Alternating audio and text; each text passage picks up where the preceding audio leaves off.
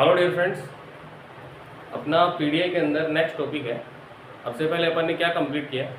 High risk. अब से पहले अपन ने रिफ्लेक्स वाला जो चैप्टर है वो अपन ने कंप्लीट किया था, और नेक्स्ट अपना है हाई रिस्क न्यूबॉर्न्स।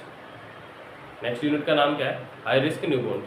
ठीक है, हाई रिस्क न्यूबॉर्न मतलब इसके अंदर जो न्यूबॉर्न है वो हाई रिस्क कंडीशन में होगा। ठीक है, उसके प्रॉब्लम बहुत सीवियर होगी, एक लाइफ थ्रेटनिंग कंडीशन होगी। इसके अंदर जो भी डिजीज पोर्शन अपन कवर करेंगे वो एक लाइफ थ्रेटनिंग कंडीशन होगी सभी की सभी। ठीक है, क्या क्या डिस्कस करेंगे इसके अंदर? जैसे कि बर्थ एस्पेक्सिया हो गया, आरडीएस हो गया, नियोनेटल ज्वेंडिस हो गया, हाइपोथर्मिया हो गया, एंड वेट से रिलेटेड प्रॉब्लम होगी। तो ये सभी अपन इस चैप्टर के अंदर डिस्कस करेंगे। ठीक है, ये सभी अपन इस चैप्टर के अंदर अपन डिस्कस करेंगे। तो फर्स्ट अपना डिसऑर्डर पोर्शन कौन सा है? Birth asphyxia.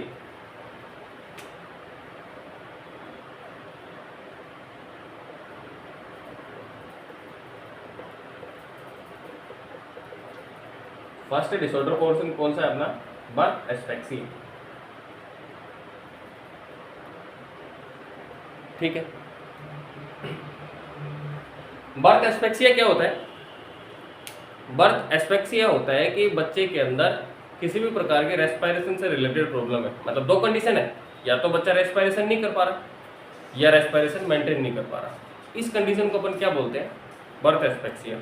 और अपन कैसे पता करेंगे कि बच्चा रेस्पिरेशन नहीं कर पा रहा, मतलब मेंटेन नहीं कर पा रहा या कर ही नहीं पा रहा? क्योंकि इसका पता करने के लिए अपन चेक करेंगे कि बच्चा क्राई किया है कि नहीं किया है। अभी नॉर्मली बच्चा क्राई किया है तो वो इंडिकेट कर रहा है कि बच्चे ने प्रॉपर रेस्पिरेशन किया है। लेकिन इस डिजीज के रेस्पेक्ट में अपन देखें, डिसऑर्डर पोर्शन के अपन रेस्पेक्ट में देखें, तो यहाँ पर बच्चा क्राई नहीं करेगा क्योंकि रेस्पिरेटरी प्रॉब्लम है। या तो वो मेंटेन नहीं कर पाएगा या वो रेस्पिरेशन ही नहीं करेगा। ठीक है, तो इसकी डेफिनेशन क्या बनी?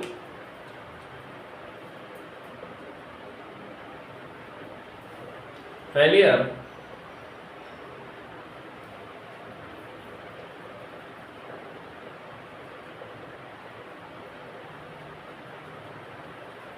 to initiate and maintain proper respiration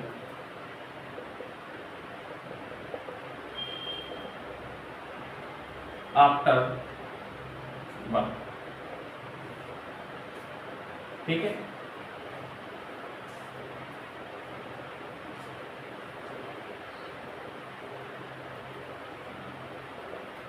क्या डेफिनेशन बनी बर्थ एस्पेक्सिया की? कि बच्चा है जो रेस्पिरेशन शुरुआत नहीं कर पा रहा है एंड मेंटेन नहीं कर पा रहा है रेस्पिरेशन। तो ये कंडीशन कौन सी है? Birth asphyxia. Next, birth asphyxia के अंदर बच्चा क्राई कर पा रहा है या नहीं कर पा रहा है? बर्थ एस्पेक्सिया के अंदर बच्चा क्राई नहीं कर पा रहा, क्योंकि क्राई करता है तो ये डिसऑर्डर अपन देखते ही नहीं, नॉर्मल होता है। Next, birth asphyxia characterized by birth asphyxia characterized by किन किन लक्षणों से अपन इसको चेक करेंगे? क्या क्या देखने को मिलेगा अपने को? Hypoxia, and aerobic glycolysis,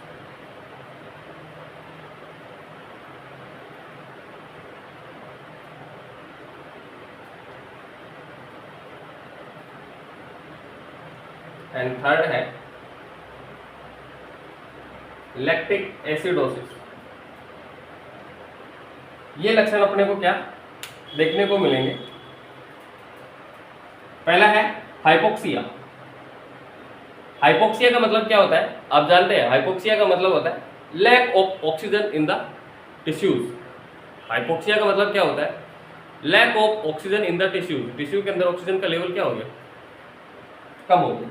next है anaerobic glycolysis and lactic acidosis. इसको अपन समझने से पहले देखिए क्या क्या देखा अपन ने।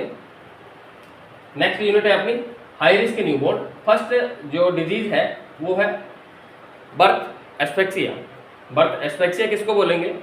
जिसके अंदर बच्चा या तो रेस्पिरेशन स्टार्ट नहीं कर पा रहा या मेंटेन नहीं कर पा रहा, इसको अपन बोलेंगे बर्थ एस्पेक्सिया। और इसका इंडिकेशन कैसे पता चलेगा? यदि बच्चा क्राई नहीं कर पा रहा तो वो अपन असेस करेंगे कि बच्चे ने या बच्चे के अंदर रेस्पिरेटरी प्रॉब्लम है।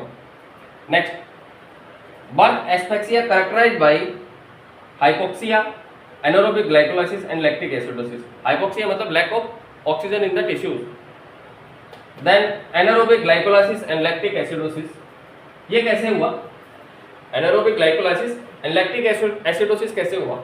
ये लक्षण बच्चे के अंदर कैसे आए? हाइपोक्सिया तो ठीक है कि ऑक्सीजन का लेवल कम है, तो हाइपोक्सिया हो गया, लेकिन एनारोबिक ग्लाइकोलाइसिस और लैक्टिक एसिडोसिस कैसे आया बच्चे के अंदर? तो वो देखिए एक बार। आप जानते हैं, आपने बायोकेमिस्ट्री के अंदर पढ़ा है कि ग्लाइकोलाइसिस एरोबिक और एनारोबिक दोनों कंडीशन के अंदर होता है, मतलब ऑक्सीजन के प्रेजेंस में भी होता है और ऑक्सीजन की एब्सेंस में भी होता है। किस में होता है? ऑक्सीजन की प्रेजेंस में भी होता है और ऑक्सीजन की एब्सेंस में भी होता है।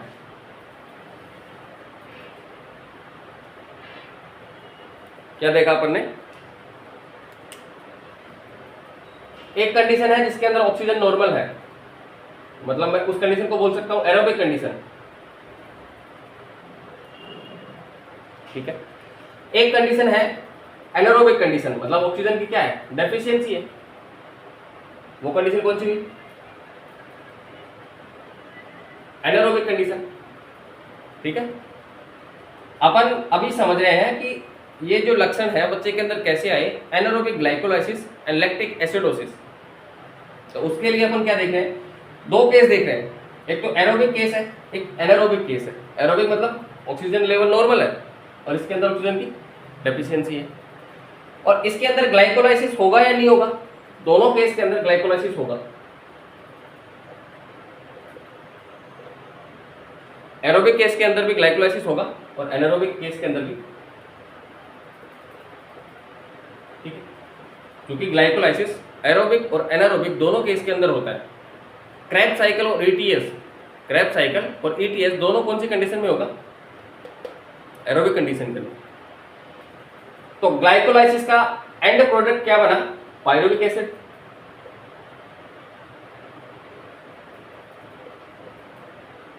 इधर भी पायरुविक एसिड बना,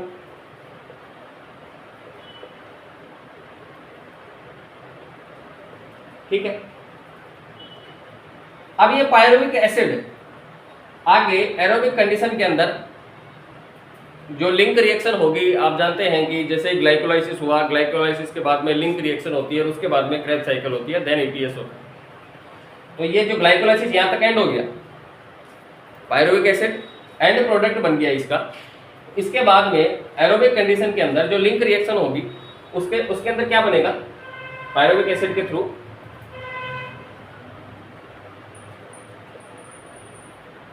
एसिटाइल कोएंजाइम ए प्लस में CO2, ठीक है। एरोबिक कंडीशन के अंदर पायरुविक एसिड से आगे क्या बनेगा? एसिटाइल कोएंजाइम ए और CO2। जबकि एनारोबिक कंडीशन के अंदर दो केस बनेंगे, एक तो बनेगा एथेनॉल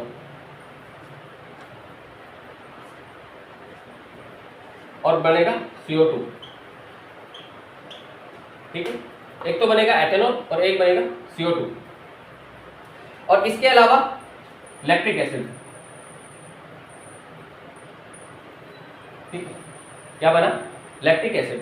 तो अपने को दो पॉइंट समझने थे, एक तो है एनारोबिक ग्लाइकोलाइसिस, ऑक्सीजन की एब्सेंस है तो वहां पर बच्चे के अंदर क्या देखने को मिलेगा? Anaerobic glycolysis. सेकंड पॉइंट तो अपना ये कवर होगा। थर्ड पॉइंट था लैक्टिक एसिडोसिस। लैक्टिक एसिड आएगा तब तो लैक्टिक एसिडोसिस होगा।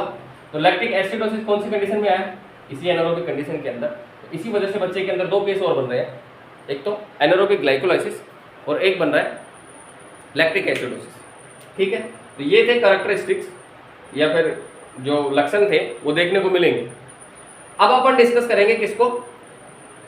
ईटियोलॉजी को या कोज को, किस वजह से ये हो रहा है बर्थ एस्फेक्सिया। तो उसको डिस्कस करने के लिए अपन उसको तीन भागों में बांटेंगे।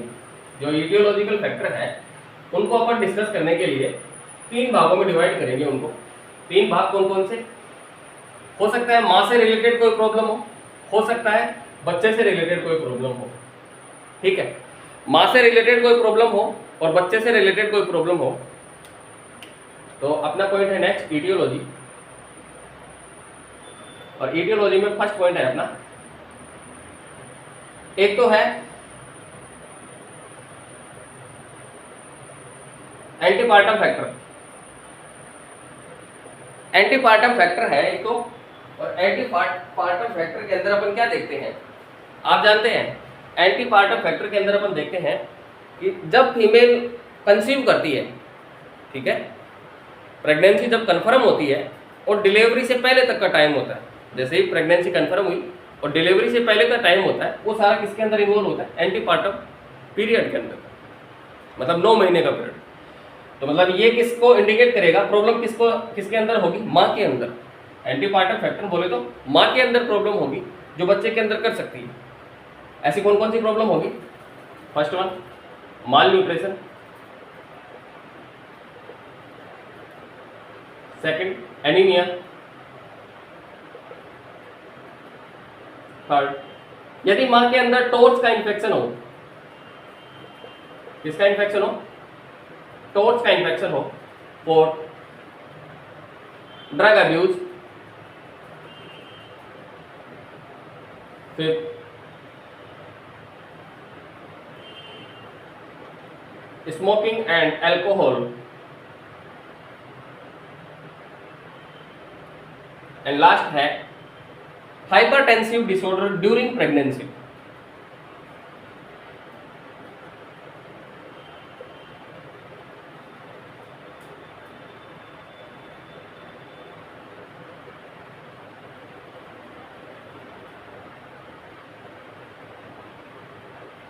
ठीक है, हाइपरटेंसिव डिसऑर्डर ड्यूरिंग प्रेगनेंसी कौन कौन से हो सकते हैं, फर्स्ट हो सकता है गेस्टेशनल हाइपरटेंशन, गेस्टेशनल हाइपरटेंशन हो सकता है। दूसरा हो सकता है प्री एक्लेम्सिया, और तीसरा हो सकता है एक्लेम्सिया। तीसरा कौन सा हो सकता है, एक्लेम्सिया।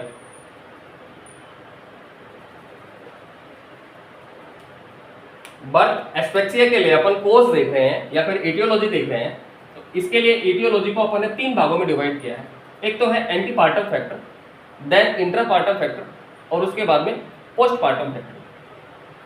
तो एंटीपार्टम फैक्टर का मतलब क्या हुआ, जब फीमेल के अंदर प्रेगनेंसी कंफर्म हुई, तो जैसे ही फीमेल के अंदर प्रेगनेंसी कंफर्म हुई वहां से और डिलीवरी से पहले तक का टाइम, वो टाइम किसके अंदर आएगा, एंटीपार्टम फैक्टर के अंदर। मतलब ये प्रॉब्लम किसके अंदर होगी, माँ के अंदर। कौन कौन सी हो सकती है, माल न्यूट्रिशन। माल न्यूट्रिशन यदि माँ के अंदर है, यदि एक माल नरिश्ड मदर है, प्रेग्नेंट मदर, तो उसके बच्चे में ये बर्थ एस्पेक्सिया कैसे हो सकता है। यदि माँ के अंदर माल न्यूट्रिशन है तो उसके अंदर न्यूट्रिशन क्या होगी, डेफिशिएंसी होगी। जैसे ही न्यूट्रिशन की डेफिशिएंसी होगी तो माँ का वजन कैसा होगा, कम होगा। मदर का वेट कैसा होगा, कम होगा। जब माँ का वेट कम होगा तो बच्चे का वेट भी क्या होगा, कम होगा। और आप जानते हैं कि बच्चे का वेट अप्रोक्स 1 से 1.5 किलो के अंदर होता है, 1 से 1.5 किलो के अप्रोक्स होता है। तो वो प्रॉपर रेस्पिरेशन मेंटेन कर पाने में असमर्थ होगा। तो इसीलिए माल न्यूट्रिशन है वो बर्थ एस्पेक्सिया को कोज कर सकता है या उसका कोज हो सकता है, माल न्यूट्रिशन। नेक्स्ट है एनीमिया। और आप जानते हैं कि एनीमिया के अंदर ब्लड की क्या होती है, कमी होती है। और ब्लड की कमी होगी तो हीमोग्लोबिन की कमी होगी, और हीमोग्लोबिन की कमी होगी, क्या देखा अपन ने, एनीमिया के अंदर ब्लड की क्या होती है, कमी होगी। और ब्लड की कमी होती है तो हीमोग्लोबिन की क्या होगी, कमी होगी। ठीक है, ब्लड का कंटेंट है ये। और हीमोग्लोबिन आप जानते हैं कि ऑक्सीजन को कैरी करता है। ठीक है, जब हीमोग्लोबिन की कमी होगी तो ऑक्सीजन को प्रॉपर नहीं ले जा पाएगा, मतलब प्रॉपर बॉडी के पास ऑक्सीजन नहीं पहुंच पाएगी। इस वजह से पहले तो माँ के पास ही क्या है, हीमोग्लोबिन की कमी है, तो रेस्पिरेशन की प्रॉब्लम है या ऑक्सीजन की प्रॉब्लम है, तो बच्चे के अंदर क्या होगा, एनीमिया होगा। फिर से समझे, यदि माँ के अंदर एनीमिया है तो बच्चे के अंदर भी एनीमिया होगा। ठीक है, मतलब माँ के अंदर ब्लड की कमी है तो बच्चे के अंदर भी होगी। मतलब माँ के अंदर हीमोग्लोबिन की कमी है तो बच्चे के अंदर भी हीमोग्लोबिन की कमी होगी। और इसका मतलब रिजल्ट क्या निकला, दोनों के अंदर रेस्पिरेटरी प्रॉब्लम होगी। तो एनीमिया भी किसको कॉज कर सकता है, बर्थ एस्पेक्सिया। नेक्स्ट है टॉर्च इन्फेक्शन। टॉर्च इन्फेक्शन में क्या होता है, यदि माँ को टोर्च का इन्फेक्शन है तो वो बर्थ एस्पेक्सिया कोज कर सकता है। तो टोर्च क्या होता है ये देखिए एक बार। टी का मतलब होता है टॉक्सोप्लाज्मोसिस। टी का मतलब क्या हुआ, टॉक्सोप्लाज्मोसिस। ओ मतलब अदर इन्फेक्शन।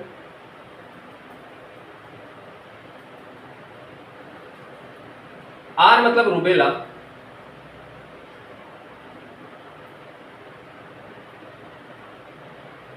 साइटोमेगेलोवायरस।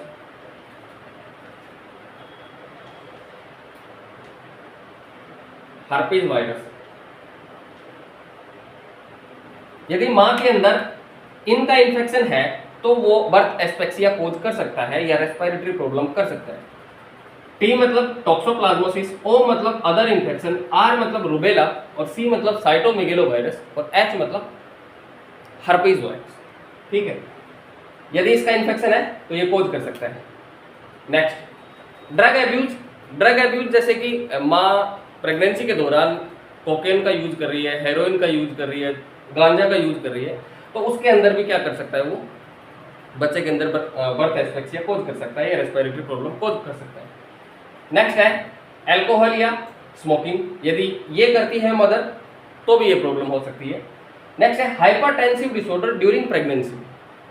प्रेगनेंसी के दौरान यदि माँ को हाइपरटेंसिव डिसऑर्डर है, ये जो तीनों डिसऑर्डर हैं अपन ओबीजी के अंदर डिस्कस करेंगे। एक तो है गेस्टेशनल हाइपरटेंशन, एक है प्री एक्लेम्सिया और एक है एक्लेम्सिया। प्री एक्लेम्सिया के अंदर क्या होता है, प्रोटीन यूरिया होता है प्लस में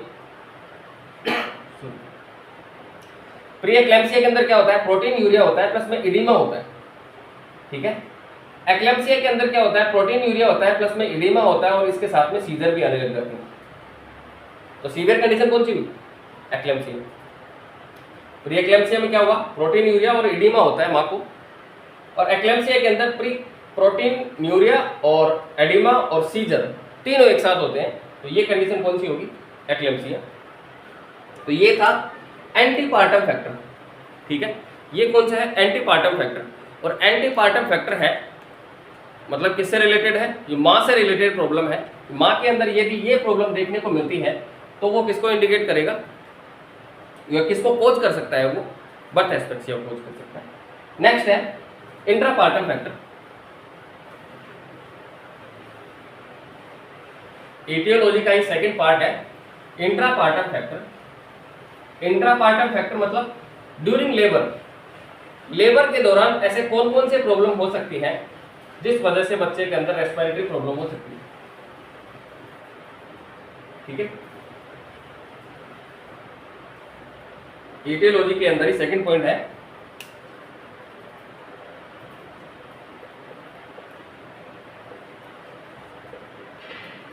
इंट्रापार्टम फैक्टर। इंट्रापार्टम फैक्टर के अंदर क्या होगा, किससे रिलेटेड होगा, ये लेबर से रिलेटेड। लेबर के दौरान क्या प्रॉब्लम हो सकती है जिस वजह से रेस्पिरेटरी प्रॉब्लम बच्चे के अंदर हुई, मतलब ये प्रॉब्लम किससे रिलेटेड हुई, माँ से रिलेटेड हुई। कौन कौन सी हो सकती है, माँ और बच्चे दोनों से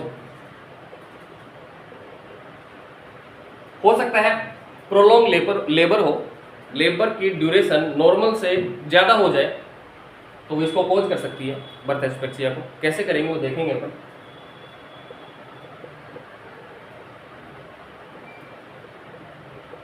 प्रोलॉन्ग लेबर हो,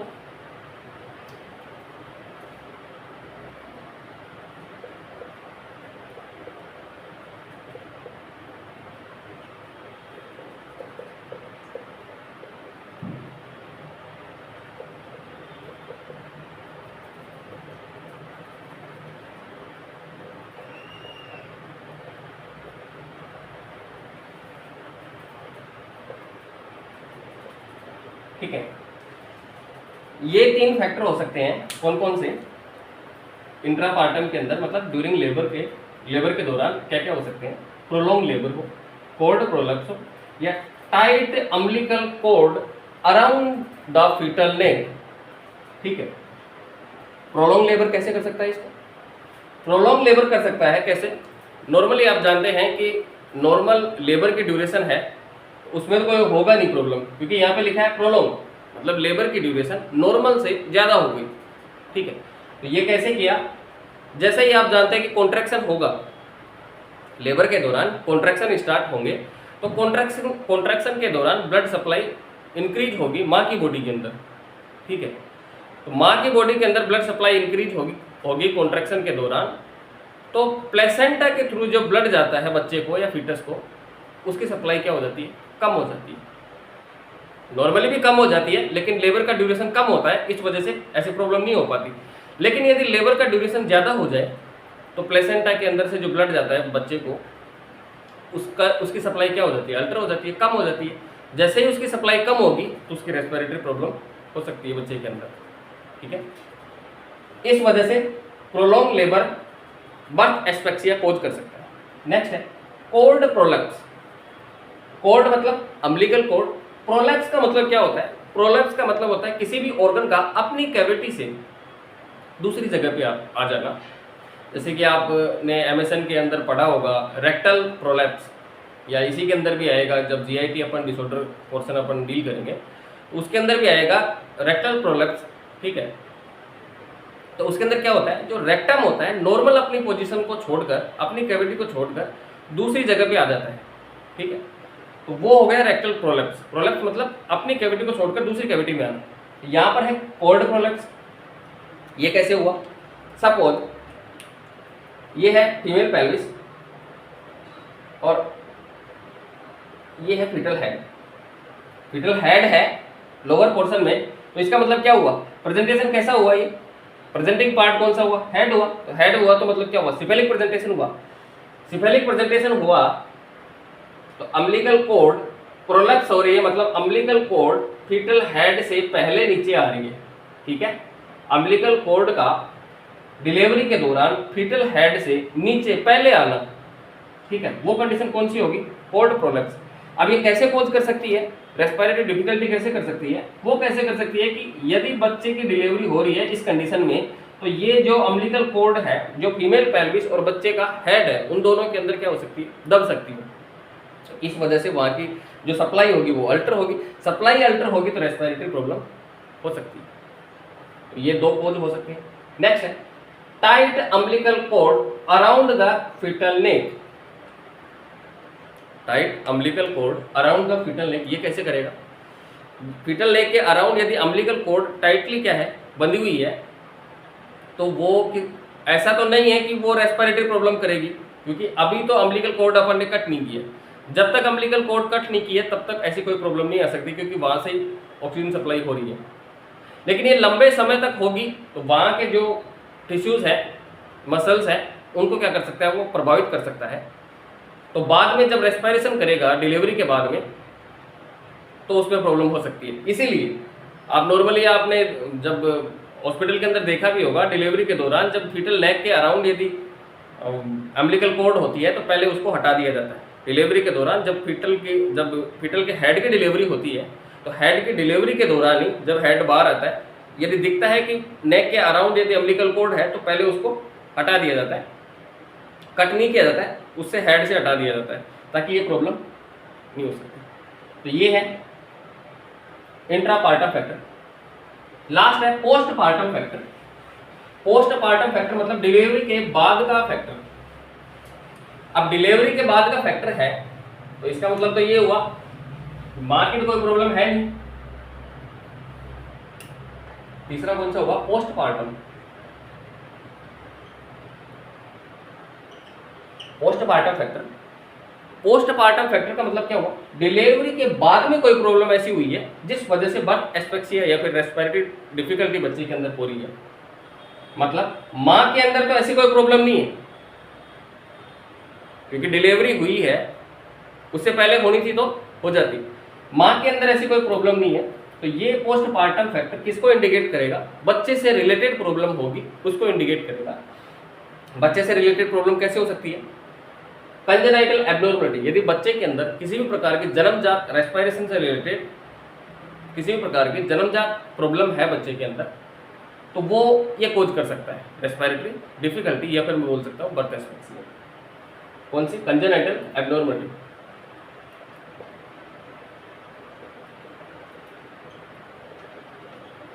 कंजेनाइटल एब्नॉर्मलिटी कौन कौन सी हो सकती है, तीन हो सकती है, कार्डियोवैस्कुलर सिस्टम से रिलेटेड कोई प्रॉब्लम हो, जन्मजात कोई कार्डियोवैस्कुलर सिस्टम से रिलेटेड कोई प्रॉब्लम हो बच्चे के अंदर, या फिर लंग्स या फिर पल्मोनरी सिस्टम से रिलेटेड कोई प्रॉब्लम हो बच्चे के अंदर। कार्डियोवैस्कुलर सिस्टम से रिलेटेड कोई प्रॉब्लम हो, पल्मोनरी सिस्टम से रिलेटेड कोई प्रॉब्लम हो बच्चे के अंदर, या नर्वस सिस्टम से रिलेटेड कोई प्रॉब्लम हो बच्चे के अंदर। ठीक है, मतलब सीबीएस, पल्मोनरी सिस्टम और नर्वस सिस्टम, इन तीन में यदि कोई प्रॉब्लम है तो वो रेस्पिरेटरी प्रॉब्लम बच्चे के अंदर कर सकता है। लेकिन इनके अंदर है तो कैसे होगा? आप जानते हैं कि जब अपन रेस्पिरेशन करते हैं तो जो अपनी मसल्स का मूवमेंट होता है वो किसके थ्रू होता है? नर्वस सिस्टम के थ्रू। ठीक है, जब अपन इंस्पायरेशन और एक्सपायरेशन करते हैं वो किसके थ्रू होगा? मसल्स का मूवमेंट नर्वस सिस्टम के थ्रू। नर्वस सिस्टम ने काम किया, एक रेस्पिरेशन में हेल्प किया। नेक्स्ट है पल्मोनरी सिस्टम। पल्मोनरी सिस्टम क्या करेगा? पल्मोनरी सिस्टम ऑक्सीजन को लेके आएगा और CO2 को बाहर निकालेगा। पल्मोनरी सिस्टम क्या काम करेगा? ऑक्सीजन को लेके आएगा और CO2 को बाहर निकालेगा। दो का काम हो गया। नर्वस सिस्टम ने क्या किया? ब्रीथिंग करवाई, इंस्पायरेशन और एक्सपायरेशन में मसल्स का मूवमेंट करवाया। पल्मोनरी सिस्टम ने क्या किया? पल्मोनरी सिस्टम ने क्या किया? ऑक्सीजन को अंदर लेके आया और CO2 को बाहर निकाला। नेक्स्ट, कार्डियोवैस्कुलर सिस्टम का क्या काम हो गया? ऑक्सीजन जैसे ही पल्मोनरी सिस्टम लेके आ रहा है अंदर, तो उस ऑक्सीजन को वो क्या करता है? पूरी बॉडी में सप्लाई करता है। ठीक है, तो मतलब इन तीन सिस्टम के अंदर यदि कोई जन्मजात प्रॉब्लम है तो वो बच्चे के अंदर रेस्पिरेटरी प्रॉब्लम या फिर बर्थ एस्पेक्सिया कोज कर सकता है। ठीक है, ये है एटियोलॉजिकल फैक्टर। नेक्स्ट है क्लिनिकल प्रेजेंटेशन या फिर इसके type and clinical manifestation and management, जो अपन नेक्स्ट क्लास में देखेंगे। ठीक है, अभी अपन ने क्या क्या देखा? बर्थ एस्पेक्सिया क्या होता है, बर्थ एस्पेक्सिया के क्या क्या लक्षण होते हैं, मतलब क्लिनिकल लक्षण क्या क्या होते हैं, क्या क्या कैरेक्टरिस्टिक्स होते हैं, और इसके अलावा अपन ने देखा इसके कोज क्या हो सकते हैं। तीन भागों में बांटा अपन ने, एंटीपार्टम फैक्टर, इंट्रापार्टम फैक्टर और पोस्टपार्टम फैक्टर। ठीक है, नेक्स्ट पोर्शन नेक्स्ट लेक्चर में देखेंगे। Thank you.